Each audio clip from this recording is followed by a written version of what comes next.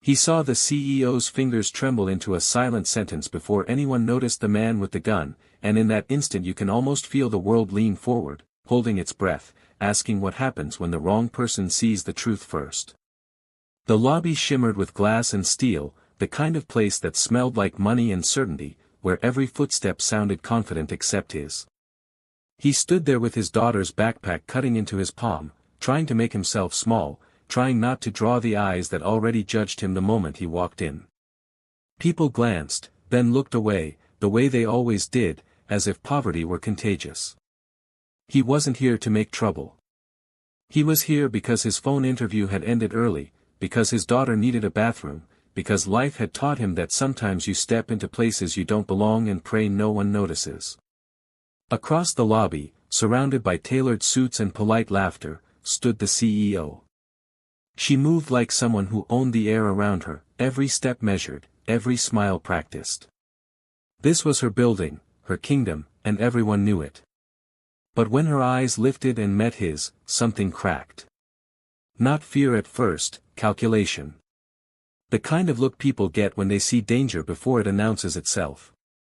Behind her, half hidden by a marble pillar, a man lingered too long. His jacket was bulky in a way that didn't match the season. His hand never left his side. Security didn't notice. Why would they?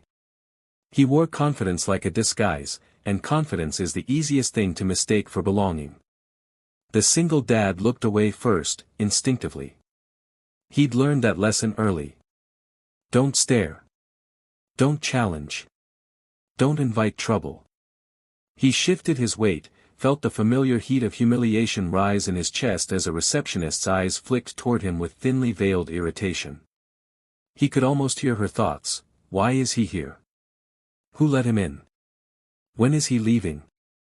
That's when he noticed the CEO again. Her smile never dropped, but her hands moved. Subtle. Controlled. Her fingers shaped something that didn't belong to the world of handshakes and contracts. It belonged to another language, one he hadn't used in years but had never forgotten. His younger brother had been deaf. Sign language wasn't a skill to him, it was memory. It was bedtime stories told in silence. It was arguments, apologies, laughter without sound. Her fingers spelled slowly, hidden behind the curve of her body, hidden in plain sight. Help me. His heart stuttered. He told himself he was mistaken. Rich people didn't ask men like him for help. CEOs didn't silently beg single dads with frayed jackets and tired eyes. He shifted again, nerves buzzing, and that's when her fingers moved a second time. He's armed. The word hit him like ice water. His gaze snapped, involuntary, to the man by the pillar. He saw it then, the unnatural stiffness, the way the jacket sagged heavy on one side. The man's eyes weren't on the room. They were on her. Fixed. Waiting. The single dad's first instinct was to step back, to pull his daughter close, to leave. He'd spent his life choosing survival over heroics. He'd learned the cost of being brave when you have someone depending on you. But then the CEO's eyes met his again, and for the first time, the power dynamic vanished. There was no billionaire, no executive. There was just a human being trapped in a moment spiraling toward violence. He swallowed and nodded once. Barely visible. Her fingers paused, then lowered, her smile tightening as another executive said something that made people laugh. The man with the gun shifted closer.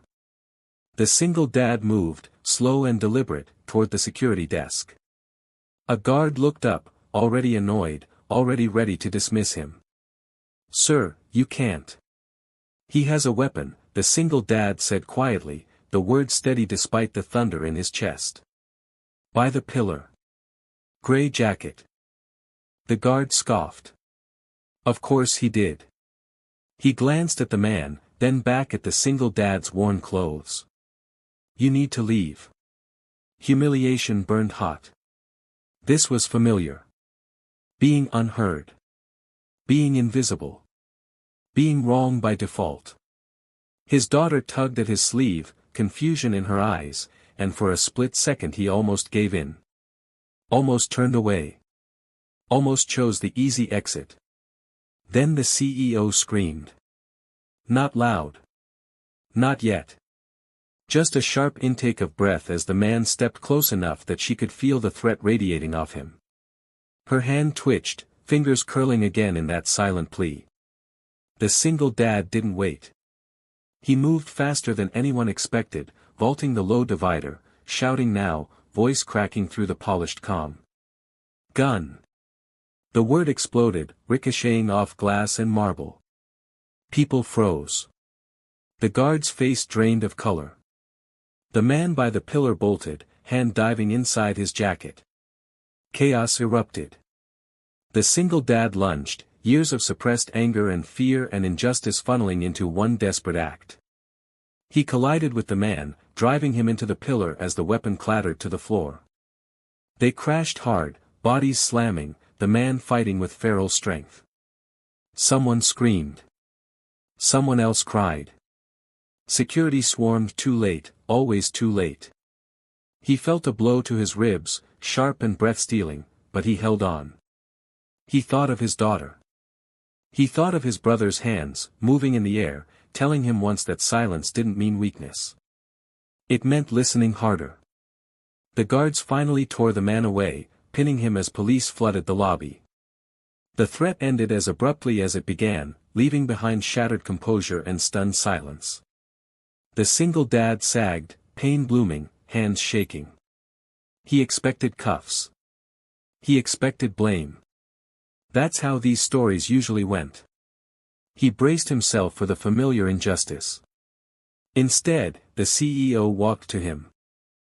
Up close, he could see the fear she hadn't allowed herself to show, the way it still trembled under her skin. She took his hands in hers, ignoring the blood, ignoring the eyes watching, and signed clearly, deliberately, so there could be no misunderstanding. Thank you. You saved my life. The room watched, confused, as he responded in the same language, hands moving with a confidence he'd forgotten he possessed. You asked. I listened. The silence that followed was heavier than the chaos before it.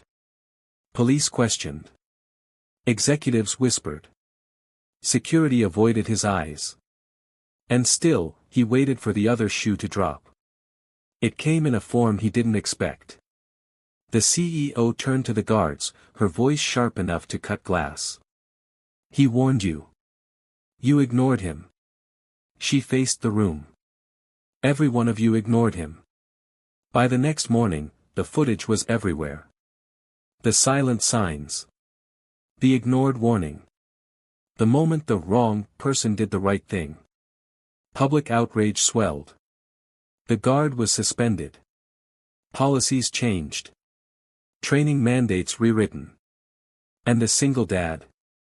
He sat in a hospital room, ribs bruised, pride sore, wondering how he'd explain being late for work at a job that barely paid enough to survive. The door opened. The CEO stepped in, not with lawyers or cameras, but with a folder and a look that meant business. You were invisible to us, she said simply. That ends now. Inside the folder was a job offer. A real one. Security liaison. Benefits. Stability. Respect. And beneath it, a note in careful handwriting, mirrored in sign language at the bottom. We see you. He cried then. Quietly. The kind of tears that come when the weight lifts just enough for you to feel how heavy it's been. And as he walked out into the sun, daughter's hand in his, the world felt different. Not because it had suddenly become fair, but because, for once, justice had spoken back, clearly, unmistakably, and loud enough for everyone to hear.